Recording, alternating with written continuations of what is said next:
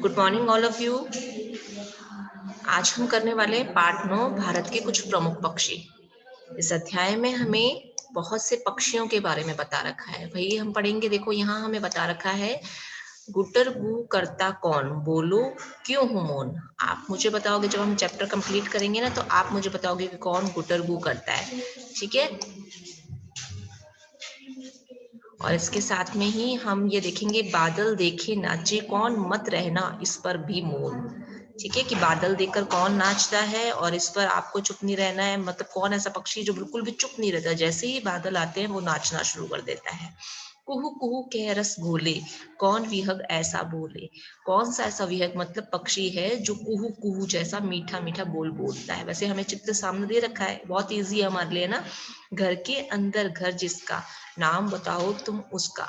ऐसा कौन सा पक्षी है जो हमारे घर के अंदर ही अपना घर बनाता है ना। सामने पिक्चर दे रखी है, आप आराम से इसको क्लियर कर सकते हो। आगे बढ़ते हैं हम चैप्टर में, हमें और क्या बता रखा है नेक्स्ट पेज की ओर। पक्षियों का संसार भी एकदम निराला है।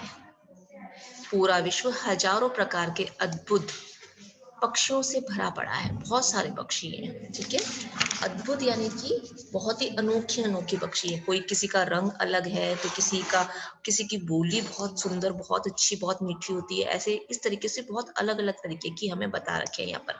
अद्भुत यानी अनोखे अनोखे पक्षियों के बारे में हमें बता रखा है। अकेले भारत में ही सैकड़ों प्रकार के पक्षी पाए जाते हैं। हमारे भारत के अंदर बहुत सारे ऐसे पक्षी हैं जो यहाँ पाए जाते हैं। यहाँ छोटे बड़े रंग बिरंगे कई प्रकार के पक्षी पाए जाते हैं। ये पक्षी अपने रंग रूप, बोली एवं सुंदरता से सबका मन मोह लेते हैं। पक्षियों के पास क्या होता है, अपना रंग रूप होता है, अपनी बोली होती है, अपनी सुंदरता होती है, जिससे क्या करते हैं वो हम सबका मन मोह लेते हैं, यानी कि हम सबको बहुत अच्छे लगते हैं। गोरैया यहाँ का एक प्रमुख पक्षी है। गोरैया भी एक पक्षी का नाम है। वो बता रखा है कि यहाँ का प्रमुख पक्षी यानी कि मुख्य पक्षी है। साधारणतः चिड़िया शब्द का प्रयोग हम हर उड़ने वाले पक्षी के लिए करते हैं। चिड़िया शब्द का प्रयोग हम हर उड़ने वाले पक्षी के लिए बोल देते हैं कि ये चिड़िया है। पर विशेष रूप से घरों में घोंसला बनाने वाले भूरे रंग की एक छोटी सी चिड़िया को गोरैया कहते हैं। ठीक है, ये तो हमें पता ही नहीं था कि जो हमारे घरों में घोंसला बनाती है उस चिड़िया को गोरैया कहते हैं। गोरैया होती है, ठीक है, जिसकी गर्दन सफेद होती है। बया भी एक छोटी सी चिड़िया है। अब बया के बारे में बता रखा है, ये भी एक चिड़िया का नाम ही है। एक छोटी सी चिड़िया होती है जो अपनी लंबी पतली चोंच से ऐसा घोंसला बुनती है कि देखने वाला दंग रह जाता है।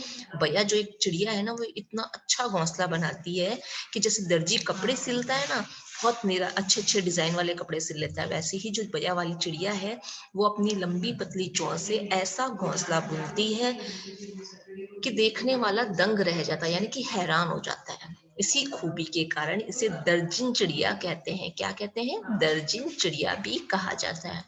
मोर यहाँ का राष्ट्रीय पक्षी है। जो मोर है हमारे यहाँ का क्या माना जाता है, राष्ट्रीय पक्षी माना जाता है। जैसे मैंने आपको देखो बया चिड़िया का बताया था ना, कि जैसे दर्जी अच्छे कपड़े सिलता है, और वो जो बया है वो इतना अच्छा घोंसला बनाती है, इसीलिए उसको दर्जन चिड़िया कहते हैं। दर्जन यानी दर्जी से बना हुआ है। ठीक है, और आगे हमें मोर के बारे में बता रहे हैं कि मोर जो है वो राष्ट्रीय पक्षी है। इसकी मादा को, यानी कि अगर मोर होता तो नर है, ठीक है, और जो मादा होती है उसको हम मोरनी कहते हैं। ये प्राय 4 फुट लंबा होता है। ठीक है, इसकी लंबाई बता रखी है। मोर कितना फुट लंबा होता है, 4 फुट। इसकी गर्दन लंबी और छाती का रंग गहरा और चमकीला नीला होता है। ठीक है, इसका रंग बता रखा है मोर का, लंबी और छाती का रंग गहरा और चमकीला नीला होता है। बादलों को देखकर जब यह प्रसन्नता से नाचने लगता है तो इसकी शोभा देखने लायक होती है। जैसे ही बादल आने लगते हैं तो ये काले काले बादलों को देखकर बहुत ज्यादा खुश हो जाता है और नाचने लगता है। तो इसकी शोभा जो है, इसकी जो मतलब इसकी सुंदरता को बहुत देखने लायक माना जाता है। बहुत ही सुंदर लगता है मोर। सांप इसका प्रिय भोजन होता है। इसको क्या पसंद होता है खाने में, सांप। और उसे देखते ही यह अपनी पैनिक चोंच से उस पर वार कर देता है, यानी कि हमला कर देता है। ठीक है, आगे देखो हमें यहाँ पे पक्षियों के चित्र दिखा रखे हैं। मोर, उल्लू, तोता, चिड़िया, और साथ में यहाँ पे बतख के देखो बता रखे हैं। इतने सुंदर सुंदर, सॉरी सारस, इतने सुंदर सुंदर पक्षी हमें यहाँ दिखा रखे हैं। आगे देखो शब्दार्थ बता रखे हैं। अद्भुत, अद्भुत क्या होता है, अनोखा। प्रमुख, मुख्य, वार, हमला। ठीक है, आगे बढ़ते हैं हम नेक्स्ट पेज पे। नेक्स्ट पेज पे हमें बता रखा है मैना काले रंग की पीली चोंच वाली प्रसिद्ध चिड़िया है। अब हमें मैना के बारे में बता रहे हैं यहाँ पे। मैना कैसी होती है? काले रंग की पीली चोंच वाली प्रसिद्ध चिड़िया होती है, जो सिखाने से मनुष्य की बोली भी बोलने लगती है। अगर हम उसको सिखाएंगे हमारी तरह बोलना, तो वो हमारी तरह बोलने भी लग जाएगी। आगे हमें बता रहे हैं तोते के बारे में। तोते की भी यही विशेषता होती है। तोता सामान्य रूप से हरे रंग का एक सुंदर पक्षी होता है, जिसकी चोंच लाल होती है। कौन से रंग की होती है? सबको पता है ना, लाल रंग की होती है। शायद यही कारण है कि प्राचीन समय की तोता मैना की बहुत सी कहानियां प्रसिद्ध है। ठीक है, शायद यही कारण है कि उसकी चोंच लाल होती है। और मैना, मैना के बारे में क्या बताया? पीली चोंच प्रसिद्ध चिड़िया होती है, जो सिखाने पे मनुष्य की बोली बोलती है। मैना की चोंच होती है पीले रंग की और तोते की होती है लाल रंग की। शायद यही कारण है कि पुराने समय से ही तोता मैना की बहुत सी कहानियां हम सुनते चले आ रहे हैं। तोते के बारे में प्रसिद्ध है कि उसे चाहे कितना भी प्यार से रखो, किंतु एक बार पिंजरे से निकल जाने के बाद वह कभी लौट कर नहीं आता। ऐसा माना जाता है कि अगर हम तोते को कितना भी प्यार से रखेंगे, पिंजरे में रखेंगे तो पिंजरे में रहेगा, लेकिन जैसे ही पिंजरे से बाहर निकाल देंगे तो उड़कर चला जाएगा और कभी लौट कर नहीं आएगा। किंतु कबूतर कबूतरी के लिए तोते से अलग बात कही गई है। लेकिन कबूतर कबूतरी के बारे में तोते से अलग बात हमें और बता रहे हैं कि ये लौट कर जरूर आते हैं। कहते हैं कि पहले समय में तो कबूतरों के द्वारा पत्र भी एक दूसरे के यहाँ भिजवाए जाते थे।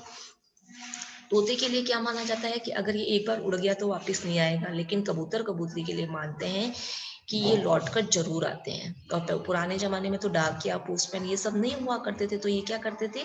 कबूतर के जरिए अपने पत्र को एक देश से दूसरे देश पे या एक जगह से दूसरी जगह पर अपने संदेश को भिजवा दिया करते थे। कबूतरों को शांति का प्रतीक माना जाता है। ऐसा माना जाता है कि ये जो पक्षी होते हैं एकदम शांत स्वभाव के होते हैं। इन्हें उड़ाकर देश में शांति कायम होने की कामना की जाती है। जैसे भी कोई पर्व होता है, कोई ओकेजन होता है, तो उस टाइम पर कबूतरों को उड़ाकर ये माना जाता है कि ये शांति का प्रतीक है। ये कई रंग के होते हैं। ये गुटरगू गुटरगू बोलते हैं और ज्यादातर झुंड में ही रहना पसंद करते हैं। ये कई रंगों के माने जाते हैं। और कौन सी इनकी आवाज कैसी होती है? गुटरगू गुटरगू। और झुंड में ही रहना ये पसंद करते हैं। आगे हमें किसके बारे में बता रहे हैं? मुर्गे के बारे में यहाँ पे बताया जा रहा है। मुर्गे के सिर के ऊपर कलंगी होती है। कलंगी क्या होती है? मोर यानी कि मुर्गे आदि पक्षियों के सिर पर बनी हुई एक चोटी के समान होती है। ठीक है, इनके सिर पर देखो, यहाँ पे हमें चित्र में भी दिखा रखा है। ये जो ऐसे लाल रंग का मुकुट के समान बना हुआ है ना, इसको हम बोलते हैं कलंगी। ठीक है, यह प्राय बहुत सवेरे उगने के पहले कुकड़कू बोलता है। पुराने जमाने में कोई घड़ी वगैरह तो हुआ नहीं करती थी, तो मुर्गे जब बांग लगाते थे ना, तो ऐसा माना जाता है कि हमारे उठने का समय हो गया है। पहले समय में जब अलार्म घड़ियों का आविष्कार नहीं हुआ था, यानी कि खोज नहीं हुई थी, तो उस समय मुर्गे की आवाज को ही माना गया था कि 4 बज गए हैं या 5 बज गए हैं तक। तब इसकी आवाज से सुबह का पता चलता था कि सुबह हो गई है। कुरुर और कुर्री नर और मादा है। इन्हें टिटरी पक्षी भी कहते हैं। ये पक्षियों के नाम हमें यहाँ पे दे रखे हैं। और इन्हें क्या कहते हैं? टिटहरी पक्षी भी कहते हैं। ये हल्के भूरे रंग की प्रमुख चिड़िया है। ये चिड़िया का नाम दे रखा है, ठीक है, कुरुर और कुर्री। अगर लड़की है, मादा है, तो कुरुर बोलते हैं, और नर है तो कुररी बोलते हैं। ठीक है, नर को बोलेंगे कुरर और मादा को बोलेंगे कुररी। एक चिड़िया का नाम है। ठीक है, ऐसे टिरहरी पक्षी भी कहते हैं। हल्के भूरे रंग के होते हैं। ठीक है, जो सामान्य तापमान वाले क्षेत्रों में पानी के किनारे रहती है। अपने यहाँ पे तो पाई नहीं जाती, तो अपन तो इसको देख ही नहीं सकते, क्योंकि ये पानी के किनारे वाली जगहों पे देखने को मिलती है। सामान्य तापमान जहाँ पे होता है, ना ठंड होती है ना गर्मी होती है, तो ऐसी जगहों पर ये पाए जाते हैं। ठीक है, कंठफोड़वा, जैसे कि इसके नाम से ही स्पष्ट है। आगे हमें कौन से पक्षी के बारे में बता रहे हैं? कंठफोड़वा के बारे में। और इसके नाम से ही पता चल रहा है कि ये कैसा होगा, कि लकड़ी को फोड़ता रहता है। और यह अपनी लंबी और नुकीली चोंच से पेड़ का तना खोदता रहता है। ये क्या करता है? पेड़ का तना खोदता रहता है। इसकी चोंच होती है ना, लंबी होती है और नुकीली होती है, और उससे निकलने वाले कीड़े मकोड़े खाता है। जब इसको खाना खाना होता है तो ये क्या करता है? अपनी चोंच से, जो उसकी लंबी और पतली होती है ना, वो तने पर मारता रहता है, और जब पेड़ में से कीड़े निकलते हैं ना, कीड़े मकोड़े, उनको ये खा लेता है। नीलकंठ की नीली गर्दन बहुत सुंदर लगती है। आगे हमें नीलकंठ के बारे में बता रहे हैं कि बहुत ही सुंदर लगती है और उसे देखना शुभ माना जाता है। ऐसा माना जाता है कि अगर हम नीलकंठ को देख लें तो हमारा जो दिन है वो शुभ हो जाएगा। आगे बता रखे हैं गिद्ध और बाज दो विभिन्न प्रजातियों के ऐसे पक्षी हैं जो मांसाहारी होते हैं, मांस खाने वाले होते हैं, और बाज की तुलना में गिद्ध आकार में बहुत बड़े होते हैं। अब हमें किसके बारे में बता रहे हैं? यहाँ गिद्ध और बाज के बारे में बता रहे हैं। दो अलग अलग विभिन्न प्रजातियों के ऐसे पक्षी हैं जो कौन होते हैं? मांसाहारी होते हैं, यानी कि मांस खाने वाले। ये दो पक्षी ऐसे हैं जो मांस खाते हैं। बाज की तुलना में गिद्ध के आकार में बहुत बड़े होते हैं। जो बाज होते हैं ना, वो गिद्ध की तुलना में बहुत बड़े बड़े होते हैं। ठीक है, इनकी आंखें बहुत तेज होती है, दूर से ही अपने शिकार को, अपने पक्षी को देख लेते हैं। वो उड़ते आसमान पे हैं, लेकिन जब जमीन पर इनको कोई खाने की चीज दिखाई देती है, कोई छोटा जानवर दिखाई देता है, तो ये इतनी ऊंचाई से आसमान से नीचे आ जाते हैं और अपने शिकार को झपट कर ले जाते हैं। शब्दार्थ देख लेते हैं इस पेज के। कलंगी यानी कि मोर, मुर्गे आदि पक्षियों के सिर पर बनी हुई चोटी को कहते हैं। प्राय यानी कि अक्सर। आविष्कार यानी कि खोज। आगे बढ़ते हैं हम नेक्स्ट पेज पे। नेक्स्ट पेज पे हमें दे रखा है और पक्षियों के बारे में, जिसमें बगुला, सारस, हंस, लगभग एक ही तरह के पक्षी हमें बता रखे हैं। ऐसा माना जाता है कि बगुला, सारस और हंस जो है लगभग एक ही तरीके के पक्षी हैं, पर इनकी आदतें अलग अलग होती हैं। बगुले की टांगें, चोंच, गर्दन लंबी होती है। बगुले के बारे में क्या बताया है कि उसकी टांगें, चोंच और गर्दन सब लंबी होती है और पूंछ जो होती है वो छोटी होती है। बगुला भगत नाम से मुहावरा भी बन गया है। ठीक है, बगुला भगत नाम का एक मुहावरा भी बना गया है, क्योंकि यह ऊपर से सीधा साधा चुपचाप खड़ा दिखाई देता है, पर असल में यह पानी में मछली की टो यानी कि तलाश में खड़ा रहता है।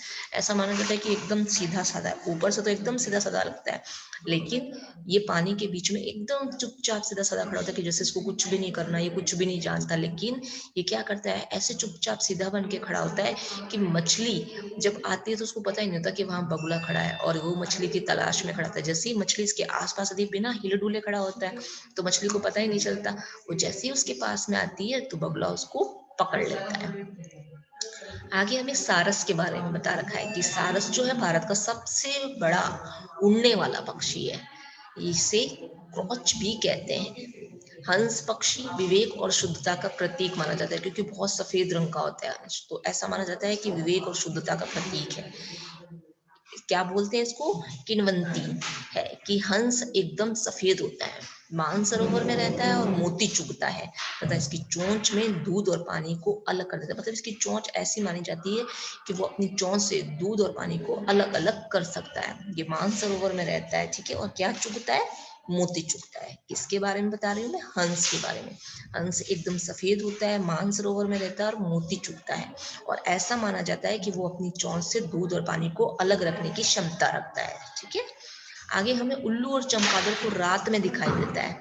आगे किसके बारे में बता रहे हैं? उल्लू और चमगादड़ के बारे में। इनको रात में भी दिखाई देता है, इसीलिए ये रात के समय ही निकलते हैं। इन्हें रात्रिचर पक्षी कहा जाता है। रात्रिचर मतलब जो रात को घूमते हैं। ठीक है, रात्रि मतलब रात और चर मतलब घूमने वाले। रात को घूमते हैं क्यों? क्योंकि इनको सिर्फ रात में ही दिखाई देता है।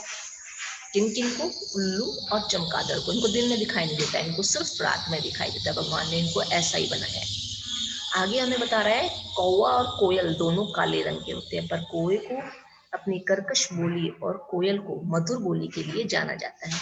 जब आम के पेड़ों पर बोर आती है तब कोयल की मीठी आवाज कुहू कुहू सुनाई देती है। जैसे ही आम के पेड़ों पर बोर आती है, यानी कि जैसे ही आम पर आम लगना शुरू होते हैं तो कोयल की जो मीठी मीठी आवाज है वो हमें कुहू कुहू सुनाई देने लग जाती है।